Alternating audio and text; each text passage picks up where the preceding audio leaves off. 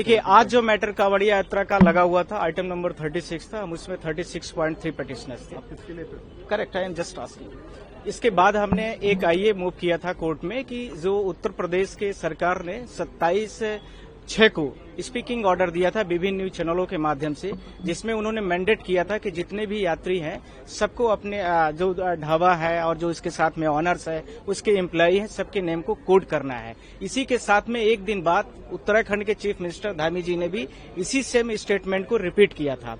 हमने उसमें तुरंत ही आईए मूव किया था और इसके दौरान में बहुत सारे जो अनऑर्गेनाइज संगठन है, रिलीजियस संगठन है, उन्होंने इस चीज का बीड़ा उठा लिया। सारे ढाबा और जितने भी लोगों के कांवड़िया यात्रा के रूट पर जितने भी हैं उनके क्यूआर कोड, उनके नेम्स, इन सबको डिस्प्ले कराने के लिए मस्ट कर दिया।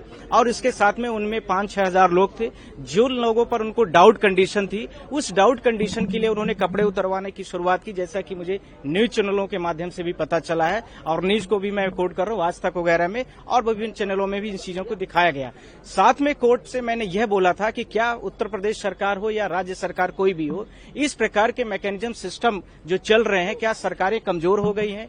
क्या इस प्रकार के कोई भी रिलीजियस व्यक्ति हो, क्या उसके पास ये राइट्स है, या हमें आप कोई भी संबंधित व्यक्ति है, उन संबंधित व्यक्ति के पास क्या ये पावर है कि किसी भी व्यक्ति का हम पूरा नेम डिस्प्ले कराएं, उसके रिलीजन्स के बारे में बताएं? यदि वो डाउटफुल कंडीशन में आता है तो उसके कपड़े उतरवा लें। तो इसके लिए तो स्टेट के मैकेनिज्म में पूरा पुलिस प्रशासन है, लोकल एडमिनिस्ट्रेशन है, इस आधार पर क्या स्टेट गवर्नमेंट फेलवर हो गई है? ये मेरा प्रश्न था। जो चीजें हो, 22 जुलाई को सुप्रीम कोर्ट का जो हम लोगों के पिटीशन पर ऑर्डर था, उसी ऑर्डर्स को कंप्लायंस करने के लिए बोला गया था कि हाई कोर्ट स्टेट गवर्नमेंट्स और सेंट्रल गवर्नमेंट जहां जैसी आवश्यकताएं हैं वहां पर ऐसे लोकल व्यक्तियों को तत्काल रोका जाए। और जो 22 जुलाई वाला कोर्ट का ऑर्डर है, सुप्रीम कोर्ट का जो ऑर्डर है, उस ऑर्डर्स को तत्काल ही उस पे पूरे देश पे लागू किया जाए, इसको लेकर के था। सुप्रीम कोर्ट ने आज इस चीज को खुल के बोला है कि हम इस मैटर को ट्यूजडे को लिस्ट कर रहे हैं और हमारे साथ में और भी बहुत सारे लोगों ने इंटरवेंशन आईए फाइल की थी, जिनको सब पर नोटिस कर दिया है कोर्ट में। पर हमारे में जो पार्टीज हैं वो 3 स्टेट है।